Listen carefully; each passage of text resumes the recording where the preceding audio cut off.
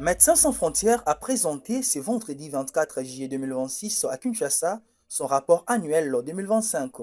L'organisation y dresse un constat préoccupant de la situation humanitaire en République démocratique du Congo, particulièrement dans l'est du pays où les violences armées ont continué de s'intensifier.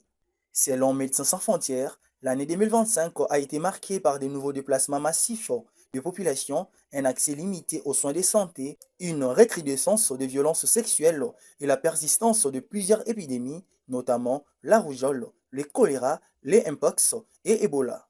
Les rapports indiquent que plus de 54 000 survivants de violences sexuelles ont été pris en charge au cours de l'année, dont 42 239 reçus dans les 72 heures suivant leur agression, illustrant l'ampleur des besoins médicaux et psychosociaux.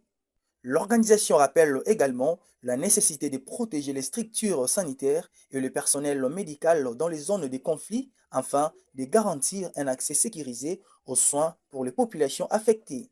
Sur le plan financier, MSF affirme que les opérations en RDC se poursuivront malgré la baisse des financements humanitaires internationaux.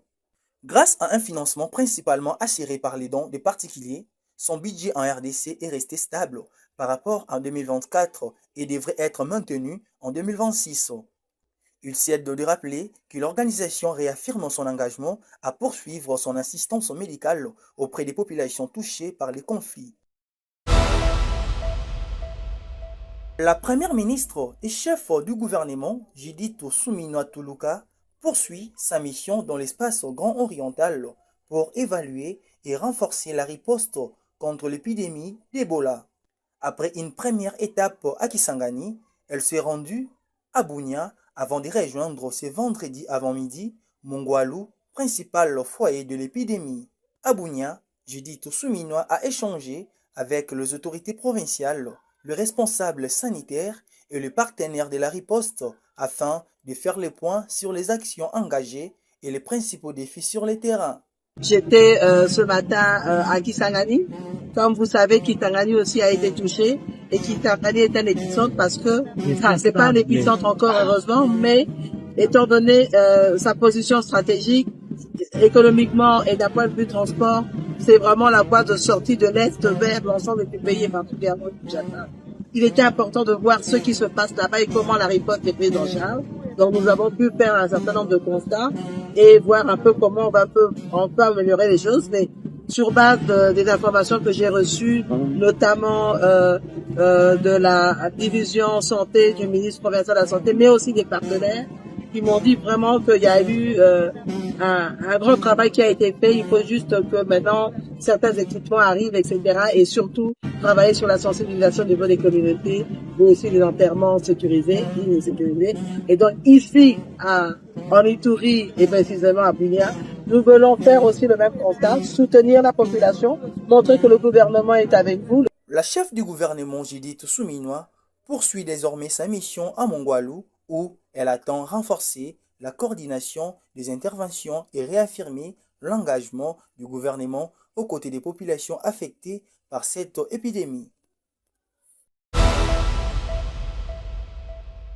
Le président de la République, Félix Antoine Tshisekedi Tshilombo, a reçu le jeudi 23 juillet 2026 à la Cité de l'Union africaine l'inspecteur général des finances, Christophe Bitassimwa Bailly, venu lui présenter le nouveau plan stratégique 2026-2028 de l'inspection générale des finances. Le plan stratégique vise essentiellement à passer du contrôle manuel, du contrôle ponctuel, du contrôle un peu policier à un contrôle digitalisé, un contrôle beaucoup plus intelligent, un contrôle qui est permanent en temps réel, un contrôle qui consacre une surveillance globale et permanente de tous les flux financiers qui circulent dans le pays pour un meilleur contrôle. En compagnie de son adjoint, Emmanuel Tshibungu, Christophe Bitassimwa a indiqué avoir obtenu le soutien du chef de l'État pour la mise en œuvre de cette réforme qui vise à renforcer la transparence et l'efficacité dans la gestion des finances publiques. Le président de la République, Félix Antoine Tshisekedi Tshilombo, a reçu le jeudi 23 juillet 2026 à la Cité de l'Union africaine Le nouveau directeur général de l'autorité des régulations de la sous-traitance dans le secteur privé, Tedo Belechai Kassanda. Au cours de cette audience, le chef de l'État lui a donné des orientations pour renforcer la promotion des entrepreneurs congolais.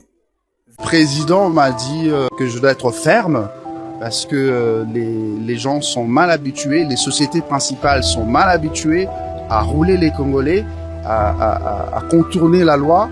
Sur ce point, je dois être vraiment intransigeant pour que cette fois-ci, la loi sur la sous-traitance soit un vrai levier pour la promotion d'une vraie classe des entrepreneurs congolais. Au moment venu, je veux lui présenter une feuille de route claire parce que je viens juste de prendre mes fonctions et le temps pour moi de faire l'état des lieux et de comprendre l'entité, de la maîtriser. Je veux revenir auprès de son autorité pour ça. L'autorité des régulations de la sous-traitance dans le secteur privé est chargée de réguler la sous-traitance, de promouvoir les entrepreneurs locaux et de veiller au respect de la loi dans ces secteurs. 3 personnes ont perdu la vie et plusieurs autres ont été grièvement blessées dans un accident de circulation survenu jeudi 23 juillet vers 15 h dans la cité de Katanda sur la route nationale numéro 2 au Kasaï oriental. Selon les premières informations, un camion de marque Owu en provenance de Mbujimaï et à destination de Kabinda a perdu le contrôle avant de provoquer le drame. Le bilan provisoire fait état de 3 morts. Madame Bilele Kabwila, 31 ans, ainsi que ses 2 enfants, une fillette de 4 ans et un garçon de 2 ans. Les autres victimes grièvement blessées ont été évacuées vers l'hôpital général de référence de Katanda où elles reçoivent des soins. D'après les premiers éléments de l'enquête, l'accident serait dû à une perte de contrôle du camion, vraisemblablement causée par une surcharge. Le chauffeur a été interpellé et placé en garde à vue au commissariat territorial de Katanda. Une enquête a été ouverte pour déterminer les circonstances exactes de cet accident. Réunis en séance plénière le jeudi 23 juillet, les sénateurs ont adopté à l'unanimité les projets de loi portant réforme du régime fiscal, douanier et parafiscal applicables aux conventions de collaboration et aux projets de coopération. Présenté par la commission ECOFIN, le texte vise à mieux sécuriser les recettes de l'État et à améliorer le climat des investissements. Selon la commission, la loi de 2014 présentait des insuffisances face à l'évolution du contexte économique. En plénière, un amendement a notamment remplacé les termes prélèvement par un impôt pour clarifier le régime fiscal. Sur 109 sénateurs qui composent le Sénat, 73 ont pris part au vote, 73 ont voté oui, aucun n'a voté non, aucun n'a voté abstention.